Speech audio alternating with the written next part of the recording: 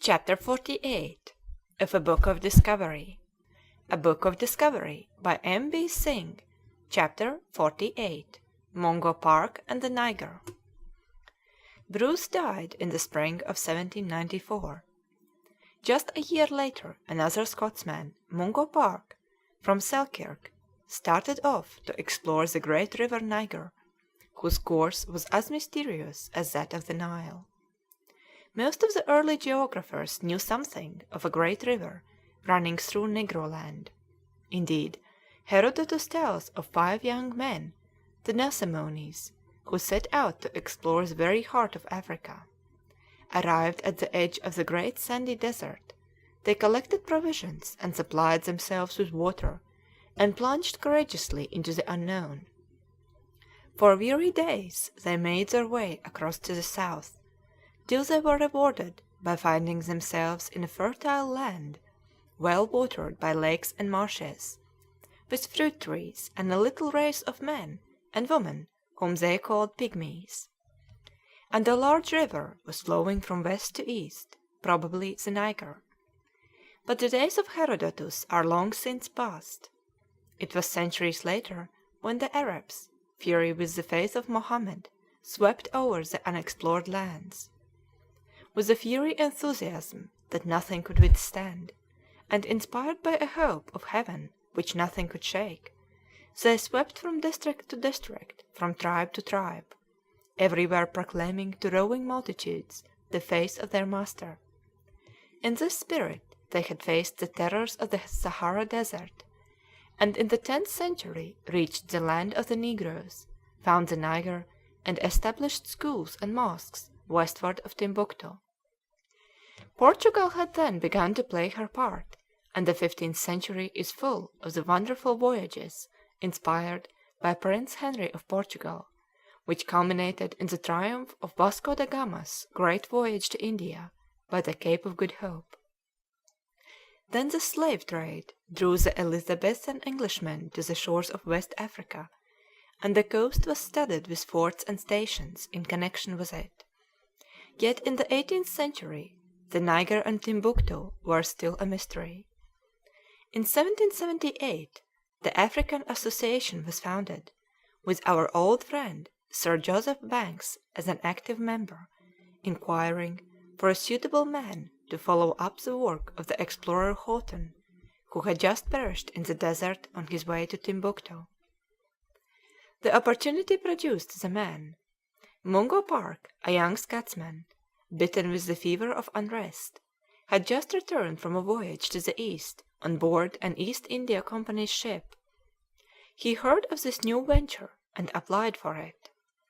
The African Association instantly accepted his services, and on 22nd May 1795 Mungo Park left England on board the Endeavour, and after a pleasant voyage of 30 days landed at the mouth of the river Gambia. The river is navigable for 400 miles from its mouth, and Park sailed up to a native town, where the Endeavour was anchored, while he set out on horseback for a little village, Pisania, where a few British subjects traded in slaves, ivory, and gold. Here he stayed a while to learn the language of the country. Fever delayed him till the end of November, when the rains were over, the native crops had been reaped, and food was cheap and plentiful. On 3rd December he made a start, his sole attendants being a negro servant, Johnson, and a slave boy. Mungo Park was mounted on a strong, spirited little horse, his attendants on donkeys. He had provisions for 2 days, beads, amber, and tobacco for buying fresh food, an umbrella, a compass, a thermometer and pocket sextant, some pistols and firearms. And thus attended, thus provided, thus armed, Mungo Park started for the heart of Africa. 3 days' travelling brought him to Medina, where he found the old king sitting on a bullock's hide, warming himself before a large fire. He begged the English explorer to turn back and not to travel into the interior, for the people there had never seen a white man, and would most certainly destroy him. Mungo Park was not so easily deterred, and taking farewell of the good old king, he took a guide and proceeded on his way. A day's journey brought him to a village where a curious custom prevailed. Hanging on a tree, he found a sort of masquerading dress made out of bark. He discovered that it belonged to a strange bugbear known to all the natives of the neighborhood as Mumbo Jumbo. The natives or Kafirs of this part had many wives, with the result that family quarrels often took place. If a husband was offended by his wife, he disappeared into the woods, disguised himself in the dress of Mumbo Jumbo, and armed with the rod of authority, announced his advent by loud and dismal screams near the town. All hurried to the accepted meeting place, for none dared disobey. The meeting opened with song and dance till midnight, when Mumbo Jumbo announced the offending wife. The unlucky victim was then seized, stripped, tied to a post, and beaten with Mumbo's rod amid the shouts of the assembled company. A few days before Christmas, Park entered Faticonda, the place where Major Houghton had been robbed and badly used. He therefore took some amber, tobacco, and an umbrella as gifts to the king, taking care to put on his best blue coat, lest it should be stolen. The king was delighted with his gifts. He furled and unfurled his umbrella, to the great admiration of his attendants. The king then praised my blue coat, says Park, of which the yellow buttons seemed particularly to catch his fancy, and entreated me to give it to him, assuring me that he would wear it on all public occasions. As it was against my interests to offend him by a refusal, I very quietly took off my coat, the only good one in my possession, and laid it at his feet. Then without his coat and umbrella, but in peace, Park travelled onward to the dangerous district, which was so infested with robbers that the little party had to travel by night. The howling of wild beasts alone broke the awful silence as they crept forth by moonlight on their way. But the news that a white man was travelling through their land spread, and he was surrounded by a party of horsemen, who robbed him of nearly all his possessions. His attendant Johnson urged him to return, for certain death awaited him. But Park was not the man to turn back, and he was soon rewarded by finding the king's nephew, who conducted him in safety to the banks of the Senegal River. Then he travelled on to the next king, who rejoiced in the name of Daisy Corrabari. Here Mungo learned, to his dismay, that war was going on in the province that lay between him and the Niger, and the king could not offer a protection. Still nothing deterred the resolute explorer, who took another route and continued his journey. Again he had to travel by night, for robbers haunted his path, which now lay among Mohammedans. He passed the very spot where Houghton had been left to die of starvation in the desert. As he advanced through these inhospitable regions, new difficulties met him. His attendants firmly refused to move farther. Mungo Park was now alone in the great desert Negro land between the Senegal and the Niger, as with magnificent resolution he continued his way. Suddenly a clear halloo rang out on the night air. It was his black boy, who had followed him to share his fate. Onward they went together, hoping to get safely through the land where Mohammedans ruled over low-caste negroes. Suddenly a party of Moors surrounded him, bidding him come to Ali, the chief, who wished to see a white man and a Christian. Park now found himself the centre of an admiring crowd. Men, women, and children crowded round him, pulling at his clothes and examining his waistcoat buttons till he could hardly move. Arrived at Ali's tent, Mungo found an old man with a long white beard. The surrounding attendants, and especially the ladies, were most inquisitive. They asked 1,000 questions, inspected every part of my clothes, searched my pockets, and obliged me to unbutton my waistcoat and display the whiteness of my skin. They even counted my toes and fingers, as if they doubted whether I was in truth a human being. He was lodged in a hut made of cornstalks, and a wild hog was tied to a stake as a suitable companion for the hated Christian. He was brutally ill-treated, closely watched, and insulted by the rudest savages on earth. The desert winds scorched him, the sand choked him, the heavens above were like brass, the earth beneath as the floor of an oven. Fear came on him, as he dreaded death with his work yet unfinished. At last he escaped from this awful captivity amid the wilds of Africa. Early one morning at sunrise, he stepped over the sleeping negroes, seized his bundle, jumped on to his horse, and rode away as hard as he could. Looking back, he saw 3 Moors in hot pursuit, whooping and brandishing their double-barreled guns. But he was beyond reach, and he breathed again. Now starvation stared him in the face. To the pangs of hunger were added the agony of thirst.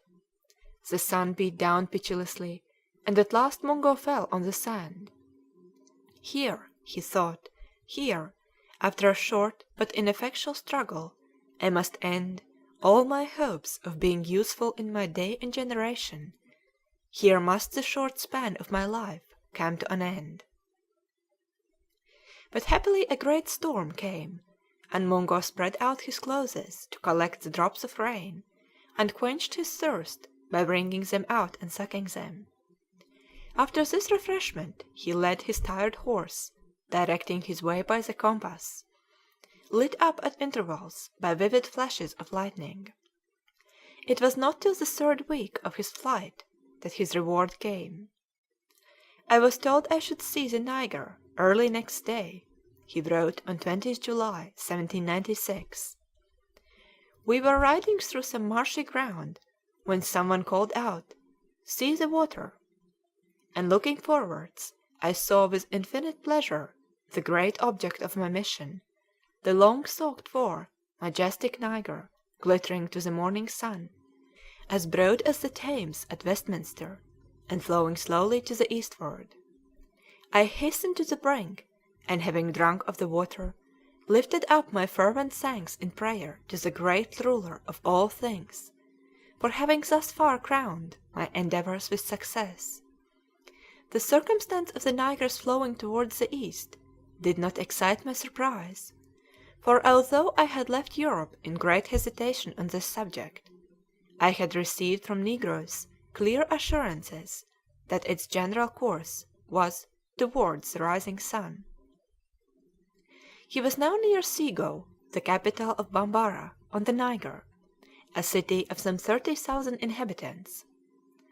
The view of this extensive city, the numerous canoes upon the river, the crowded population, and the cultivated state of the surrounding country, formed altogether a prospect of civilization and magnificence which I little expected to find in the bosom of Africa. The natives looked at the poor, thin, white stranger with astonishment and fear, and refused to allow him to cross the river.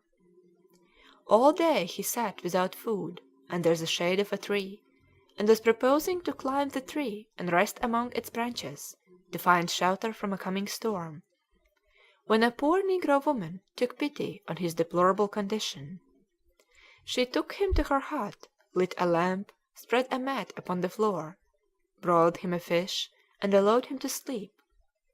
While he rested, she spun cotton with other women and sang. The winds roared and the rains fell. The poor white man, faint and weary, came and sat under our tree. He has no mother to bring him milk, no wife to grind his corn. And all joined in the chorus, "Let us pity the white man, no mother has he." Mungo Park left in the morning after presenting his landlady with 2 of his last 4 brass buttons.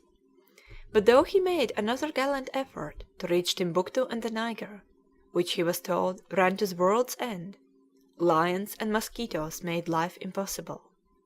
His horse was too weak to carry him any farther, and on 29th July 1796 he sadly turned back. Worn down by sickness, exhausted by hunger and fatigue, half naked, and without any article of value by which I might get provisions, clothes, or lodging, I felt I should sacrifice my life to no purpose, for my discoveries would perish with me. Joining a caravan of slaves, he reached the coast after some 1900 miles, and after an absence of 2 years and 9 months, he found a suit of English clothes, disrobed his chin of venerable encumbrance, and sailed for home. He published an account of the journey in 1799, after which he married and settled in Scotland as a doctor. But his heart was in Africa, and a few years later he started off again to reach Timbuktu. He arrived at the Gambia early in April 1805. "If all goes well," he wrote gaily, "this day 6 weeks I expect to drink all your health in the water of the Niger." He started this time with 44 Europeans, each with donkeys to carry baggage and food, but it was a deplorable little party that reached the great river on 19th August. 30 men had died on the march, the donkeys had been stolen, the baggage lost, and the joy experienced by the explorer in reaching the waters of the Niger, rolling its immense stream along the plain, was marred by the reduction of his little party to 7. Leave to pass down the river to Timbuktu was obtained by the gift of 2 double-barreled guns to the king, and in their old canoes, patched together under the magnificent name of His Majesty's schooner the Joliba, Great Water, Mungo Park wrote his last letter home. "I am far from desponding. I have changed a large canoe into a tolerably good schooner, on board of which I shall set sail to the east, with the fixed resolution to discover the termination of the Niger, or perish in the attempt. And though all the Europeans who are with me should die, and though I myself were half dead, I would still persevere, and if I could not succeed in the object of my journey, I would at least die on the Niger."